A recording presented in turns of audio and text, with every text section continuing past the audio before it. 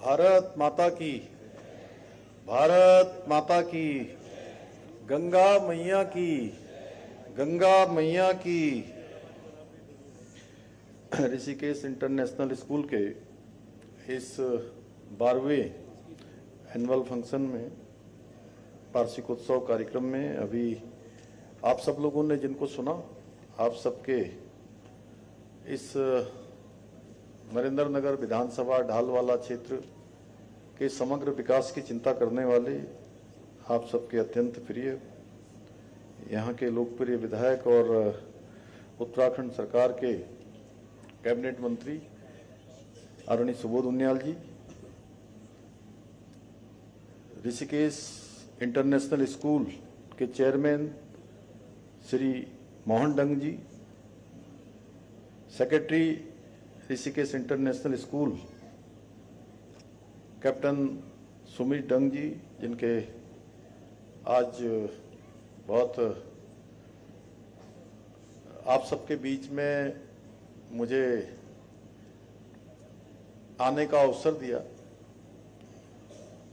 उसका सेतु का काम करने वाले हमारे मित्र श्री सुमित डंग जी, प्रधानाचार्य Rishikesh international school BR Wilson ji, Puja Dang ji, Mahima Dang जी, शशि आहूजा जी, जिलाधिकारी टिहरी गढ़वाल श्री नीतिका खंडेलवाल, वरिष्ठ पुलिस अधीक्षक टिहरी गढ़वाल,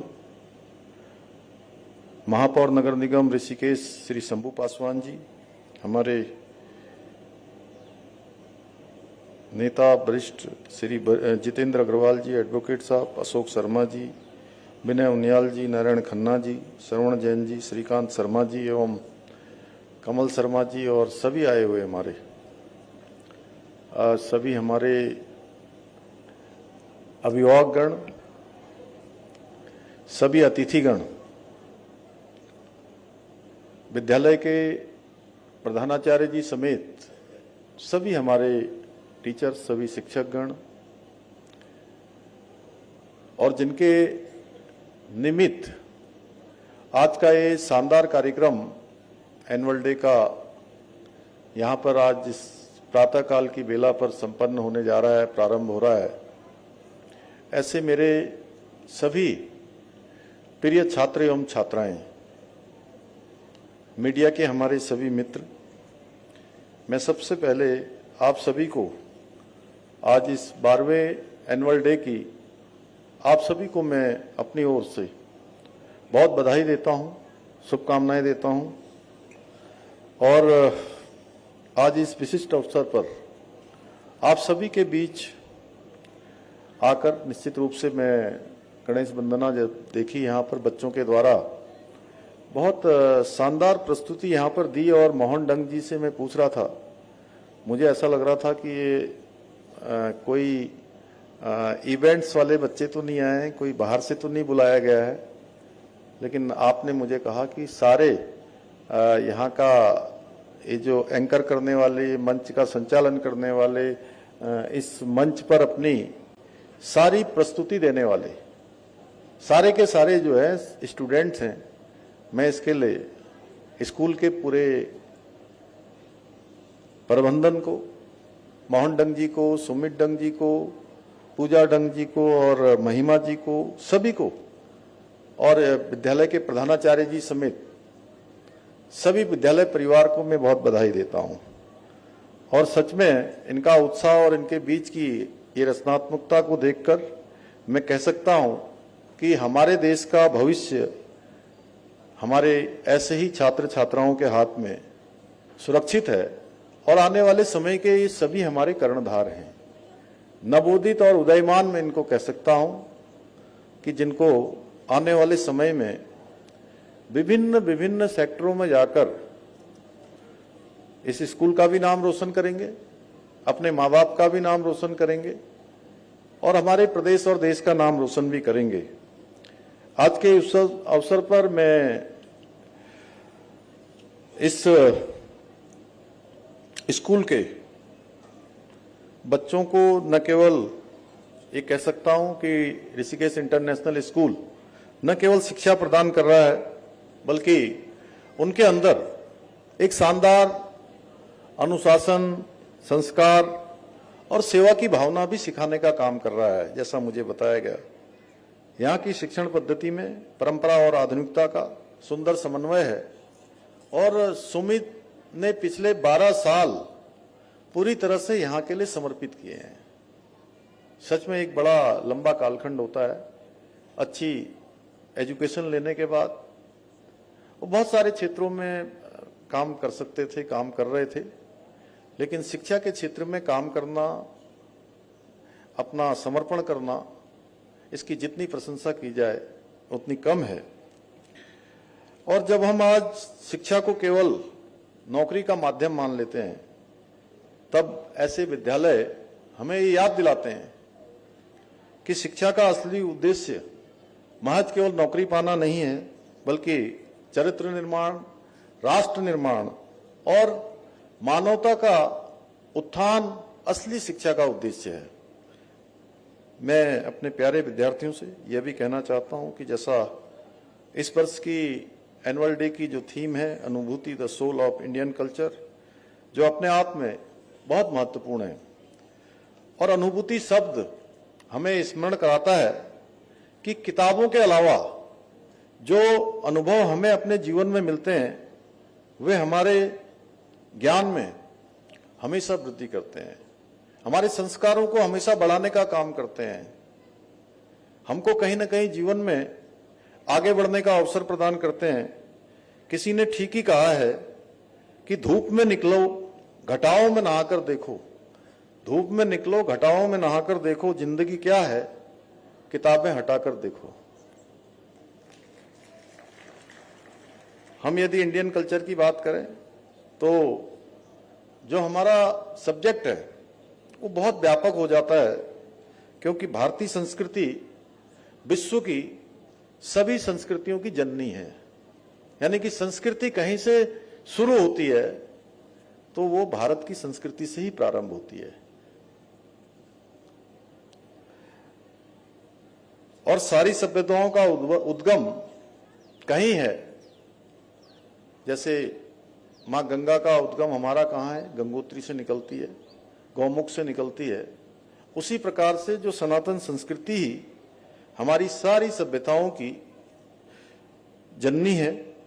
जिस प्रकार किसी समुद्र में सभी नदियां समाहित हो जाती हैं, उसी प्रकार भारतीय संस्कृति, जिसे आप सब लोग इंडियन कल्चर कहते हैं, उसमें भी विश्व की सभी संस्कृतियां आसानी से समाहित हो जाती है। प्यारे विद्यार्थियों, आज आदरणीय प्रधानमंत्री श्री नरेंद्र मोदी जी के नेतृत्व में आज का भारत अपने गौरवशाली अतीत को साथ लेकर आज पूरे आत्मविश्वास के साथ आगे बढ़ रहा है।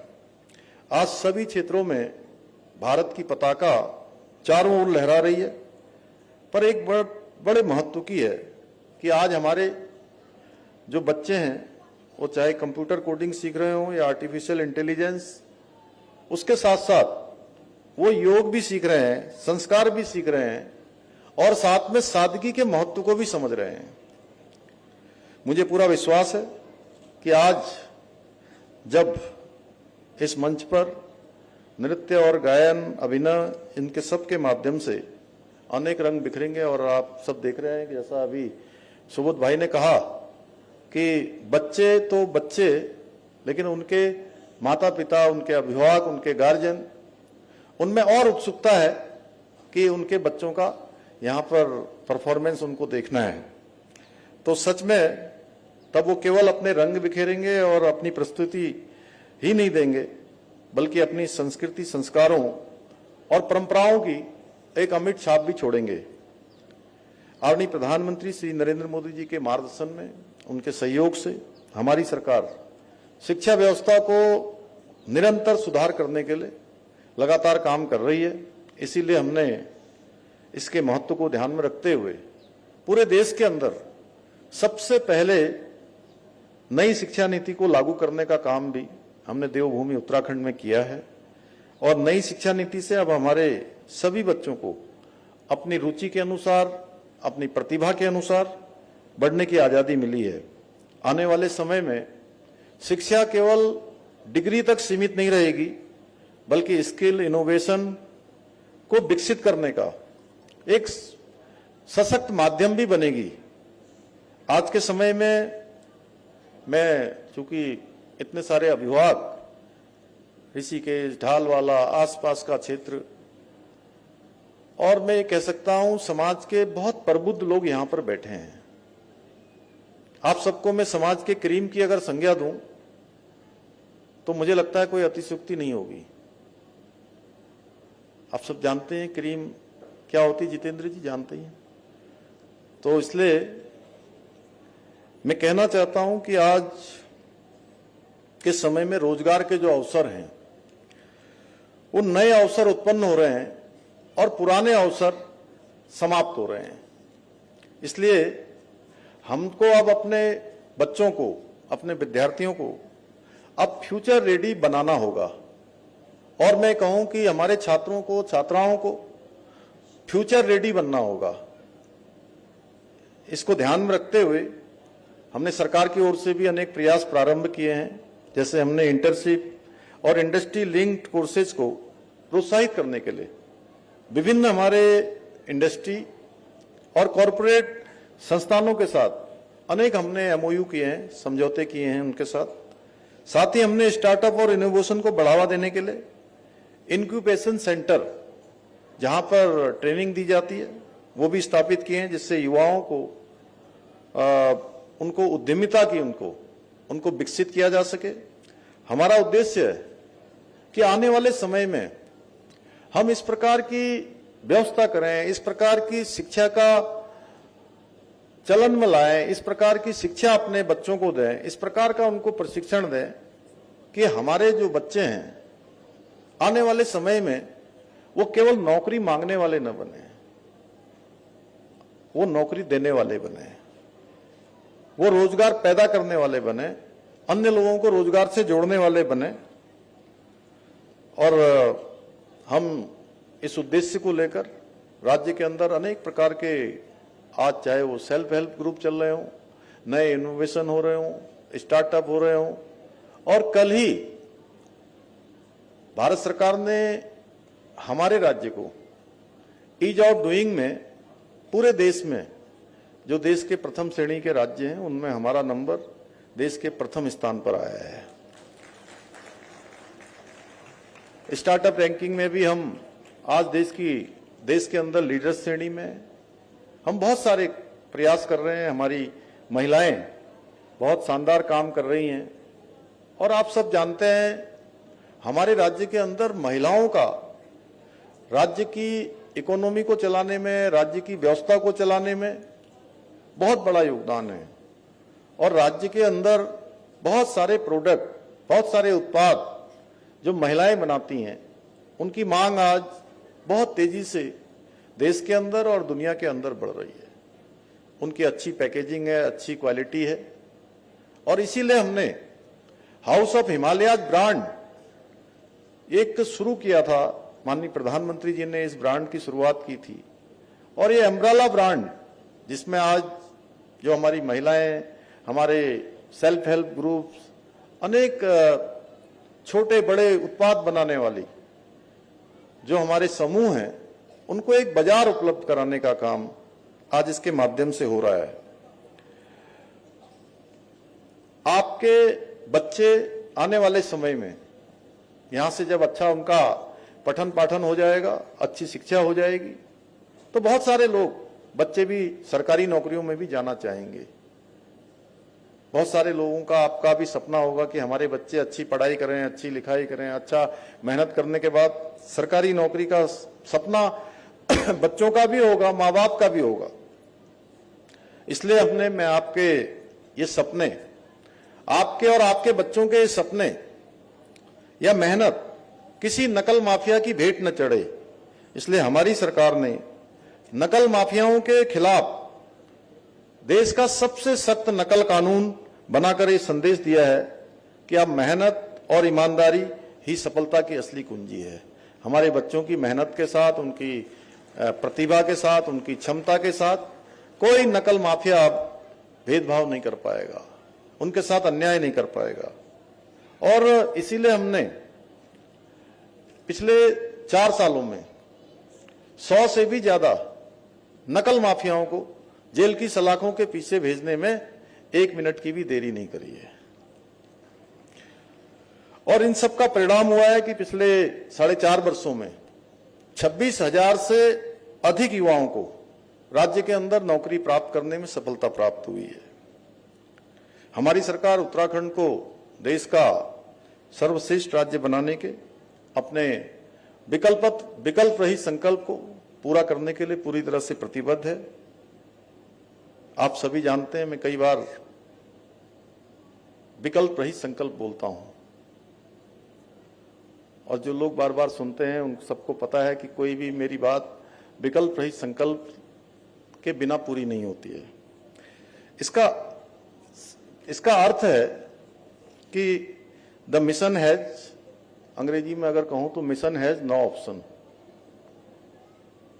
और जिन लोगों को, बच्चों को हमारे आगे जाकर सक्सेसफुल होना है, सफलताएं प्राप्त करनी है, उनके सामने कोई ऑप्शन नहीं है। केवल एक ही ऑप्शन है, जो संकल्प ले लिया उस संकल्प पर अडिग रहना है। और जब भी हम कोई अच्छा काम करते हैं, कभी भी हमारे यहाँ पर घरों में पूजा पाठ होती है, तो पंडित जी हमसे संकल्प लेते हैं। और सच में जो विद्वान लोग हैं वो जानते हैं कि संकल्प ले लेना ही ऐसा माना जाता है कि पूजा का 85% भाग पूरा हो गया। अगर संकल्प अच्छा हो गया तो सिद्धि मिल जाती है। तो उसी प्रकार से जो हमारे राज्य को, देश का हमें सर्वश्रेष्ठ राज्य बनाना है, उसमें कोई संकल्प नहीं है। इसलिए मैं आज के अवसर पर प्यारे बच्चों से भी ये कहना चाहता हूं, और उनके अभिभावकों से भी कहना चाहता हूं कि बच्चों को अपने जीवन में संकल्प जरूर लेना चाहिए, और संकल्प में किसी विकल्प को ना आने देना भी संकल्प का पूरा होना है। और संकल्प में जैसे ही विकल्प आ गया, मिशन में अगर ऑप्शन आ गया, तो मिशन हमारा फेल हो गया। इसमें अगर कोई ऑप्शन आ गया तो मंजिल हमसे दूर हो गई। संकल्प में यदि विकल्प आ गया तो रास्ते हमारे भटक गए। संकल्प में यदि विकल्प आ गया तो हमारे स्वप्न टूट गए। इसलिए संकल्प में विकल्प ना आने देना ही सबसे बड़ा संकल्प की शक्ति है। इसलिए मैं इस अवसर पर यही कहूंगा कि बच्चों के अंदर 2-3 चीजें जरूर बच्चों को बताई जानी चाहिए इस समय में, कि जो मैंने कहा, वैसे तो स्कूल भी इस दिशा में प्रयास कर रहे हैं कि वो नई नई इनोवेशन सीखें, कंप्यूटर सीखें, अन्य चीजें सीखें, एआई की बात करें, वो करना ही चाहिए। क्योंकि लेकिन जो हमारे संस्कार हैं, जो हमारी संस्कृति है, जो हमारा श्रद्धा आदर का भाव है, वह भी हमारे बच्चों के अंदर बना रहना चाहिए। और समय एक ऐसी बहुमूल्य, मैं कहूं कि जिसका कोई मूल्य नहीं है, जिसकी कोई कीमत नहीं है, उसका महत्व जरूर उनके ध्यान में रहे। क्योंकि ये पढ़ने का, लिखने का, इस प्रकार से स्कूल जाने का जो समय है, वो समय वापस किसी के भी जीवन में नहीं आता है। अगर मैं आज की डेट की बात करूं तो ये दिन लगभग 11:20 हो रहे हैं।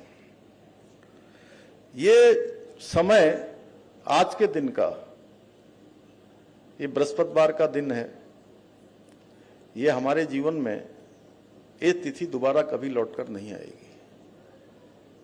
ये बहुमूल्य है। और हम में से भी बहुत सारे लोग सोचते होंगे, मैं कभी कभी स्कूल में, वैसे मैं आज बहुत दिनों बाद किसी स्कूल में आया हूं।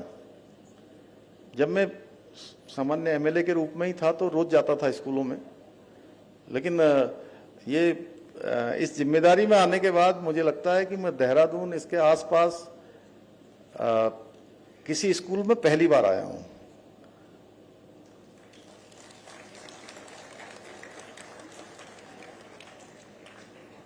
इसलिए मैं बच्चों के बीच में आता हूं तो मुझे लगता है कि बहुत बार, अब जैसे हमारे यहाँ विनय उनियाल जी बैठे हैं, जितेंद्र जी बैठे हैं, कई लोग सारे बैठे हैं, मेरे सब लोग जानने वाले हैं। मैं सच में बताऊं डंग साहब, सुमित, मैं बहुत बार सोचता था कि जिस समय हम स्कूल में पढ़ते थे उस समय क्या काश वापस लौट आता, क्या हम फिर से स्टूडेंट बन जाते। वैसे तो स्टूडेंट व्यक्ति पूरी उम्र भर रहता है, जब तक उसका जीवन रहता है, जीवन की अंतिम सांस रहती है, तब तक कुछ न कुछ सीखता रहता है। लेकिन एक स्टूडेंट के रूप में क्लास में बैठने वाला समय दोबारा लौट कर नहीं आता है। इसलिए मेरा स्टूडेंट तो यहां पर कम है मेरे सामने, उनके माता पिता हैं, उनके गार्जियन हैं, उनको खूब खेलने दीजिए, खूब उनको जो भी उनको मस्ती करनी मस्ती करने दीजिए, खेल के मैदान में जाएं, घर में जाएं, जो करें खूब तबियत से करें, लेकिन उनको एक चीज जरूर सिखाइए।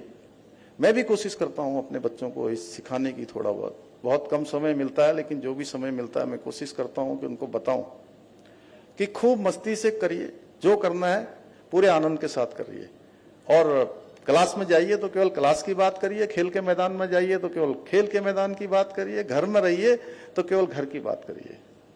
यानी कि बच्चे जहां रहें, जहां वो शरीर से हैं, वहीं पर वो मन से भी रहें, और उनको ये बताया जाए कि ये तुम्हारे जीवन में ये समय कभी लौट कर नहीं आएगा। इसी के साथ मैं आप सब लोगों के एक बार फिर से सभी बच्चों के उज्जवल भविष्य की कामना करता हूं। विद्यालय परिवार को, मोहन डंग जी को, सुमित जी को, पूरे परिवार को, पूरे विद्यालय परिवार को बहुत बधाई देते हुए, बच्चों के उज्जवल भविष्य की कामना करते हुए मैं अपनी बात समाप्त करता हूं। धन्यवाद।